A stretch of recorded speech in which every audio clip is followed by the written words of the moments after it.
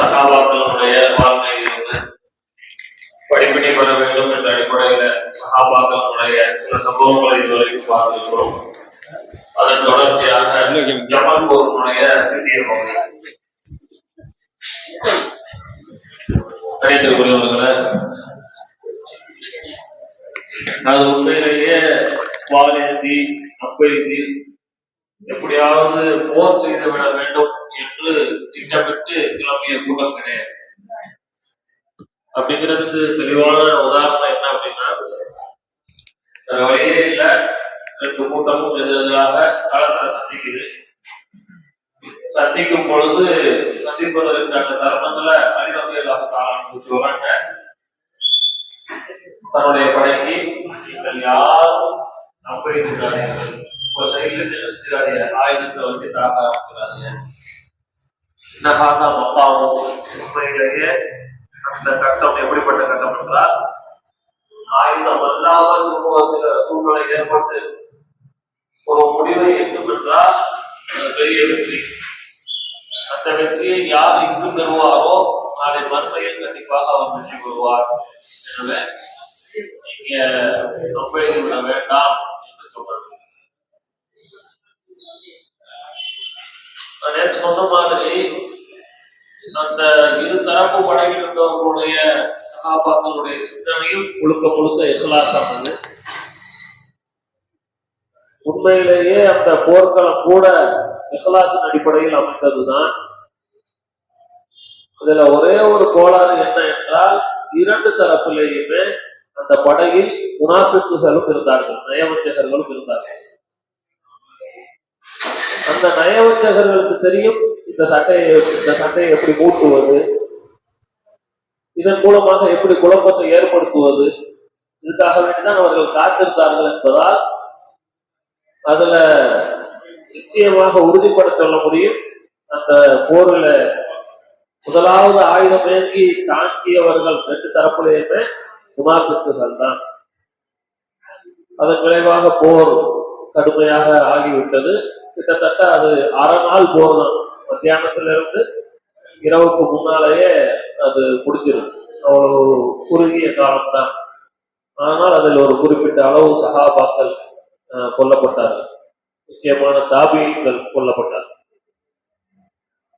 அந்த போர் முடிந்த பிறகு எப்ப முடியுதுன்னா, ஆயிஷா ரலியல்லாஹு தஆலா அன்ஹா அவர்கள் ஒட்டகத்தின் மீது அவர்களுக்கென்று இருந்த ஹவுதஜ் என்று சொல்லக்கூடிய பல்லக்குனா இன்று அரசுகள் வரக்கூடிய அளவுக்கு உண்டான ஆடம்பரமான பல்லக்கு கிடையாது.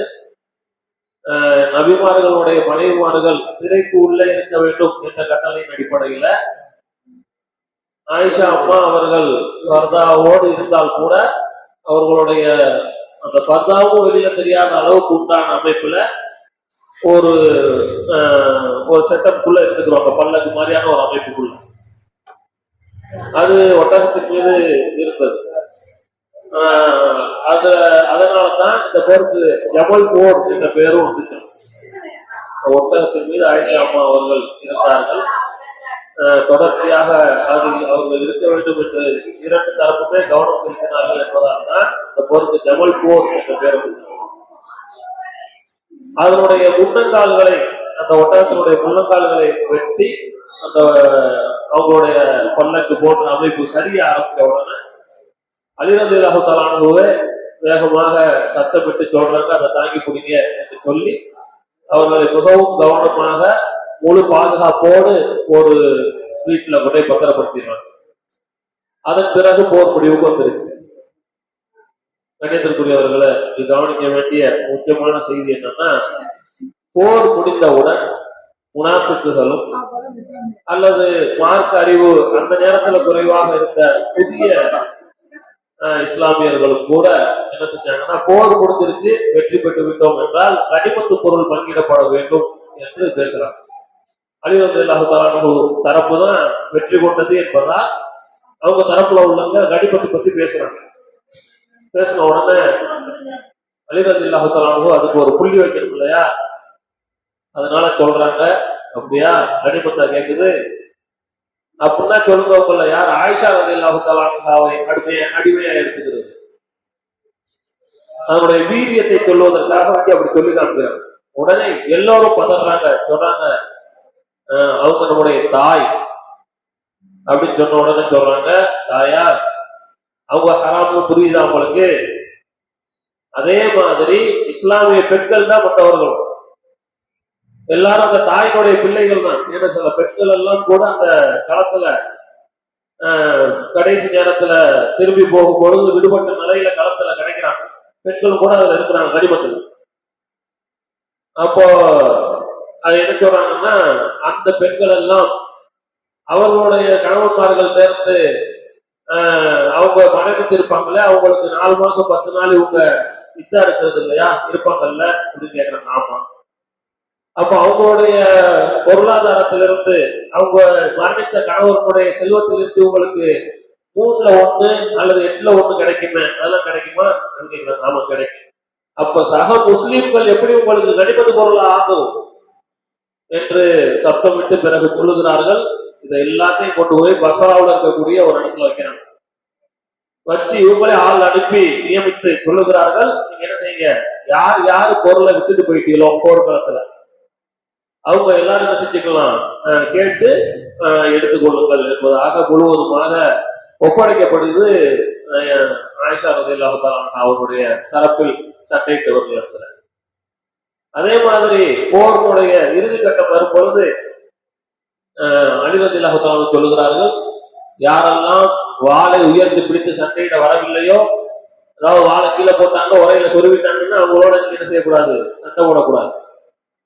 சரி, போர்க்களத்துல இருந்து திருப்பி யாராவது போடுறாங்கன்னா அவங்கள போய் துரத்தக்கூடாது. அதே மாதிரி அவங்க போய்கிட்டு இருக்கிறாங்கன்னா அவங்கள பின்தொடர்ந்து ஊடுருவி போகக்கூடாது என்று இதெல்லாம் சொல்லி தடுக்கிறாங்க. அப்ப இதெல்லாம் முடிஞ்சிருச்சு. கணியத்திற்குரியவர்களை, இதுல ஹசன் ரலியல்லாஹு தஆலா அன்ஹு அவங்களுடைய ரோல் ரொம்ப முக்கியமானது. அவங்க என்ன செய்யறாங்கன்னா, அலி ரலியல்லாஹு தஆலா அன்ஹு படைக்கு கிளப்பும் பொழுதே அவங்கள்ட்ட சொல்றாங்க, வேணாம் இதுல நீங்க கிளம்பாதீங்க என்று சொல்லி தடுக்கிறாங்க. அப்ப அலி ரலியல்லாஹு தஆலா என்ன சொல்றாங்கன்னா, இந்த மாதிரி களத்துல பதட்டமான சூழ்நிலையில கண்ணீர் சிந்துவது என்பது பெண்களின் குணம், அதனால நீங்க அப்படி சிந்தாதீங்க என்று சொல்லி அத வீரமா கிளப்பிட்டாங்க. அதுக்கப்புறம் அந்த போர் முடிஞ்சிருச்சு இல்லையா, இரவு நேரத்துல அலி ரலியல்லாஹு தஆலா போய் களத்தை பார்க்கணும். களத்தை பார்த்தா அதுல தல்ஹா ரலியல்லாஹு தஆலா ஷஹீதாகி கிடக்கிறான். தல்ஹா ரலியல்லாஹு தஆலா யாருன்னா, உஹது போர்ல நபி ஸல்லல்லாஹு அலைஹி வஸல்லம் அவர்களை பாதுகாப்பதற்காக வேண்டி மீண்டும் மீண்டும் கூட்டத்துக்குள்ள போய் போரிட்டவர். ரொம்ப முக்கியமான சஹாபி அந்த நேரத்துல. அதனால அவர்களுடைய வலது கை வெட்டுப்பட்டு செயலிழந்து ஒரு கை இல்லாம தான் இருந்தாங்க. ஆனா இது அல்லாஹ்வுடைய கட்டளையை பூர்த்தி செய்ய வேண்டுமே என்பதற்காக வேண்டி அவங்க வீரத்தோடு வந்ததுனால அன்றைய போரில் அவர்கள் இடது கையால் போர் செய்தார்கள். அவங்க கொல்லப்பட்டு கிடக்கிறாங்க. அவருடைய மகனார் முஹம்மது அவர் கொஞ்சம் தூரத்துல கொல்லப்பட்டு கிடக்கிறார். இது ரெண்டையும் பார்த்துட்டு அலி ரலியல்லாஹு தஆலா அவர்கள் நிதானமாக இருக்கவே முடியவில்லை. ரொம்ப அழுதுகிட்டே இருக்கிறாங்க. சொல்றாங்க, அந்த முஹம்மது ரலியல்லாஹு அன்ஹு பார்த்து சொல்லுகிறார்கள், அவங்க பார்த்து சொல்றாங்க, இவர் யாருன்னா, இவர் வந்து சஜ்ஜாத், அதிகமாக தொழக்கூடிய பழக்கம் உடையவர், தன்னுடைய தந்தைக்கு ரொம்ப மரியாதை கொடுக்கக்கூடியவர், கண்ணியம் அளிக்கக்கூடியவர். இவர் வந்து அப்படிப்பட்ட ஒரு குணமுடையவராக இருந்ததால் தான், எப்படியாவது பெற்றோருக்கு கட்டப்பட வேண்டும் என்ற குணம் இருந்ததால் தான் இன்றைய தினம் போரில் அவர் கலந்து கொண்டிருக்கிறார். இல்லை என்றால் ஆட்சியாளருக்கு எதிராக அவர் கலந்து கொண்டு இருந்திருக்க மாட்டார் என்று சொன்னார். நினைத்திற்குரியவர்களை, இது மாதிரியான ஒரு சண்டையை பார்க்கவே முடியாது. எதிர்த்தரப்பு கொல்லப்பட்டு கிடக்கிறார்கள், அது மிகப்பெரிய வேதனை அளிக்கிறது. அதன் பிறகு ஒருவர் என்ன செய்யறாருன்னா, போரின் நடுவுலேயே அலி ரலியல்லாஹு தஆலா அன்ஹு ஜுபைர் இப்னு அவ்வாம் ரலியல்லாஹு தஆலா அன்ஹுவ கண்டுபிடிச்சு பக்கத்துல போறாங்க.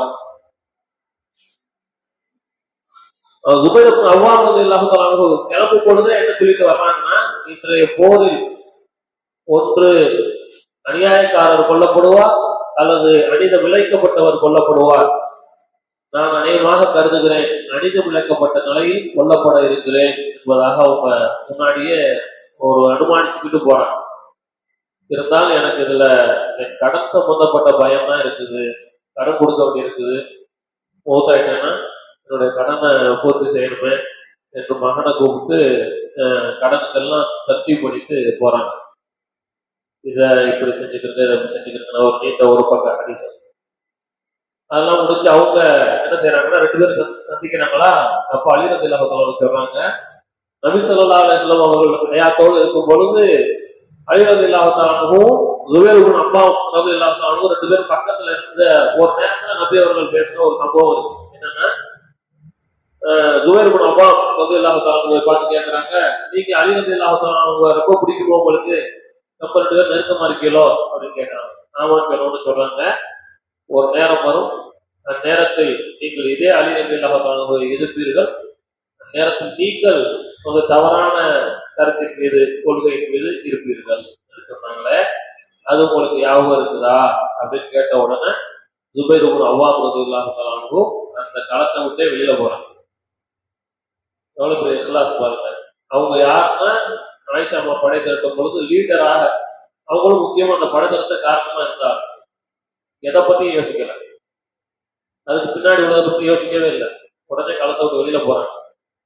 வெளியில போன கொஞ்ச நேரத்துல ஒரு முனாஃபிக் அவர்களை என்ன செஞ்சாங்க, இது கொலை செய்து விடுகிறாங்க. அந்த செய்தியை அலி ரலியல்லாஹு தஆலா வந்து சொல்லும் பொழுது அலி ரலியல்லாஹு தஆலா சொல்லுகிறார்கள், யார் அம்மார் ரலியல்லாஹு தஆலா கொன்றாரோ அவருக்கு நரகம் கிடைக்கும் என்று நான் சுப செய்தி சொல்லுகிறேன். இப்படி மாதிரியான ஒரு படம் இதுல எத்தனை படித்தாலும் புல்லரிக்கணும்.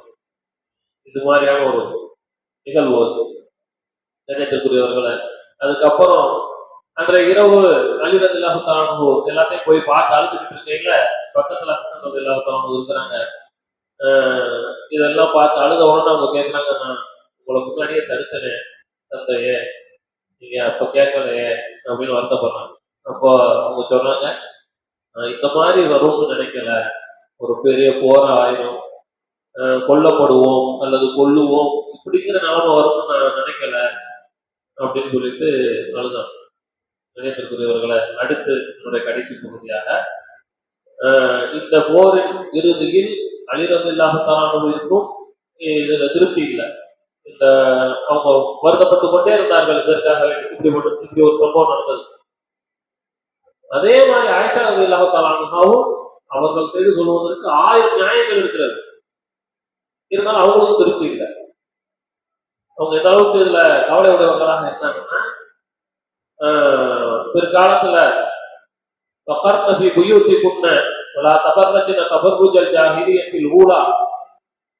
நீங்கள் உங்களுடைய வீடுகளிலேயே தங்கியிருங்கள், அறியாமை காலத்தில் வீட்டை விட்டு வெளியேறுவது போன்று வெளியே சுற்றித் திரிந்தது போன்று நீங்கள் சுற்றித் திரியாதீர்கள் என்ற வசனத்தை அவர்கள் ஓதும் பொழுதெல்லாம் அல்லது ஓத கேட்கும் பொழுதெல்லாம் அழக்கூடியவர்களாக ஆயிஷா ரலியல்லாஹு தஆலா அவர்கள் இருந்திருக்கிறார்கள். அவங்க சொல்றாங்க, என்னுடைய மரணத்துக்கு பின்னால் என்னை என்ன செஞ்சிடாதீங்க, நபியர்களுடைய கபருக்கு பக்கத்துல அல்லது சிறப்பித்து ஒரு இடத்துல அடைக்கிறாதீங்க. நான் முக்கியத்துவப்படுத்தப்பட்டு தனித்துவமாக என்னை என்ன செஞ்சிடவேன் அடைக்கிற வேண்டாம். ஏன்னா நான் இதற்கு பின்னால் என்னை நான் தூய்மைப்படுத்திக் கொள்ள விரும்பவில்லை. நபிமார்களின் மனைவிமார்கள் பொதுவா என்ன நடக்கப்படுவாங்களோ அந்த இடத்துல போய் அடையாளம் என்னை நடக்க முடியிருக்க போதும் என்ற சொல்பவர்களாக இருந்தார். நினைக்கக்கூடியவர்களை இந்த சம்பவத்துக்கு பின்னால் ஷாஃபி ரஹ்மத்துல்லாஹினுடைய இந்த கருத்தை நாம் கவனிக்கிட்டு என்ன சொல்றாங்கன்னா, அவங்க கிட்ட ஒருவர் வருகிறார், வந்து கேட்கிறாரு, இந்த ஜமல் போர் அல்லது அதை தொடர்ந்து நடந்த சிப்பின் போர், இந்த சஹாபாக்களுக்கு இடையில நடந்து கொண்ட இந்த சண்டையின் விஷயத்துல யார் பக்கத்துல நியாயம் இருக்குது அப்படின்னு கேட்கிறார். இதுல ஷாஃபி ரஹ்மத்துல்லாஹி ஒரு பதில் சொன்னாங்க, அழகான பதில். அல்லாஹ் தஆலா என்னை பாதுகாத்து விட்டான், அல்ஹம்துலில்லாஹ் நம்மை பாதுகாத்து விட்டான். அந்த காலத்துல நம்ம பிறக்கல, பிறந்திருந்தால் ஏதேனும் ஒரு தரப்புல இருந்து சஹாபாக்களின் உயிர்களை என் வாளால் துவைத்திருக்க வாய்ப்பு இருக்கிறது, வாளை பயன்படுத்தி இருப்போம். அதே நேரத்துல இப்ப நீங்க கேட்கிற கேள்விக்கு பதில் சொல்லி ஏதேனும் ஒரு தரப்பை நான் குறை சொன்னால் அவர்களின் ரத்தத்தை நாவால் சுவைப்பதாக ஆகும். அந்த இதுக்கு நான் தயாரா இல்லை என்று சொல்லி அதுக்கு முற்றுப்புள்ளி வைக்கிறாங்க. ஆனா இது மாதிரியான நிகழ்வுகளை சஹாபாக்களுடைய வாழ்க்கையில் அல்லாஹ் ஆக்குவதற்கான அடிப்படையில அதிலிருந்து நமக்கு படிப்பினை இருக்கிறது. பின்னாடி இது மாதிரி சம்பவங்கள் நடக்கும் பொழுது, குழப்பங்களை நாம் சந்திக்கும் பொழுது எவ்வாறு கையாள வேண்டும் என்பதற்கான படிப்பினை இருக்கிறது. அதனால இன்ஷா இதை அந்த படிப்பனை கண்ணோட்டத்தோடையே நம்ம படிக்கணும். இதுல குறிப்பாக இந்த தினம் சொன்னதுல இந்த வசனத்தை கவனிங்க. இது ஒழுக்க சீலர்களாக இருந்த எல்லா பெண்களை காட்டிலும் சிறந்த தன்மைகள் கொண்ட சிறப்பித்த பெண்களுக்கு அல்லாஹ் இட்ட கட்டளை. நீங்கள் உங்களுடைய வீடுகளிலேதான் இருக்கணும். இந்த நபிமார்களுடைய மனைவிமார்கள் எல்லாம் மற்றவர்களை போட்டு சாமானியர்கள் இல்லை, அவர்கள் முக்கியத்துவம் மிக்கவர்கள். அவர்களை தேர்ந்தெடுத்து தான் அல்லாஹ் தஆலா நபிமார்களுக்கு நபிக்கு திருமணம் செய்து வைத்தான்.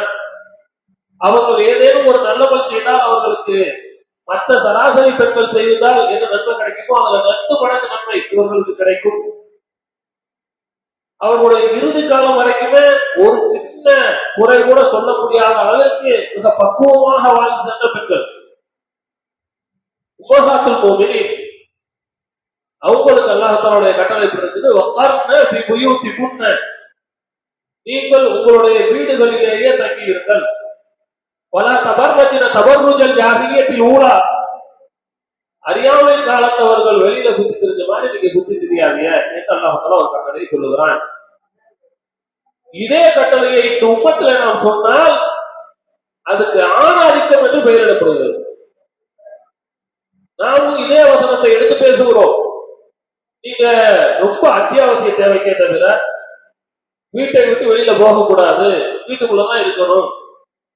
காரணமே இல்லாமல் அறியாமை காலத்து மக்கள் சுத்தி திரும்பது மாதிரி தெரியாதிய என்று நாம் சொன்னால் அது ஆணாதிக்கம், ஆணும் பெண்ணும் சமம். இது பேசுறாங்க. கண்ணியத்திற்குரியவர்களே, நாம் இதுல கவனம் செலுத்தணும். நாம் வீட்டுக்குள்ளேயே நீங்கள் இருங்கள், அவசியமின்றி வெளியில் வராதீர்கள் என்று சொல்வது அல்லாஹ்வுடைய கட்டளை. அந்த கட்டளையை எடுத்து இயம்பக்கூடிய வெறும் கருவிதான் நாமே தவிர இதுல நம்மளுக்கு என்ன லாபம் இருக்குது, அது நட்டம் இருக்குது. அதனால இன்ஷா அல்லாஹ் நியத்து வைக்கணும். இந்த சிந்தனையை நம்முடைய வாரிசுகளிடத்திலும் நம்முடைய குடும்பத்திலையும் கொண்டு வரணும். அவசியமற்று வீட்டை விட்டு வெளியேறுவதற்கு பெண்களுக்கு அனுமதி இல்லை. அவர்களை பாதுகாப்பாக வைத்திருக்கவும், வெளியில அவர்கள் என்ன வேலைகளை செய்ய வேண்டுமோ அதை செய்து கொடுப்பதற்கும் தான் நாங்கள். அதனால் அதற்கான நிர்வாகத்தை நாம் சரிவர செய்து விடுவோம் என்றால் பெண்கள் வெளியேறுவதற்கான அவசியம் இல்லாத சூழ்நிலை ஏற்பட்டு போயிருக்கு. சில முயற்சியை நம்ம அஸ்ஸலாமு அலைக்கும் வரஹ்மத்துல்லாஹி வபரகாத்துஹு. சுப்ஹானல்லாஹி வ பிஹம்திஹி சுப்ஹானக அல்லாஹும்ம வ பிஹம்திக அஷ்ஹது அல்லா இலாஹ இல்லா அன்த வ அஸ்தக்ஃபிருக வ அத்தூபு இலைக். ஆமீன். சுப்ஹான ரப்பிக ரப்பில் இஸ்ஸத்தி அம்மா யசிஃபூன் வ ஸலாமுன் அலல் முர்ஸலீன் வல்ஹம்துலில்லாஹி ரப்பில் ஆலமீன். ஸல்லல்லாஹு அலா முஹம்மது ஸல்லல்லாஹு அலைஹி வஸல்லம். ஸல்லல்லாஹு அலா முஹம்மது ஸல்லல்லாஹு அலைஹி வஸல்லம். ஸல்லல்லாஹு அலா முஹம்மது யா ரப்பி ஸல்லி அலைஹி வஸல்லம்.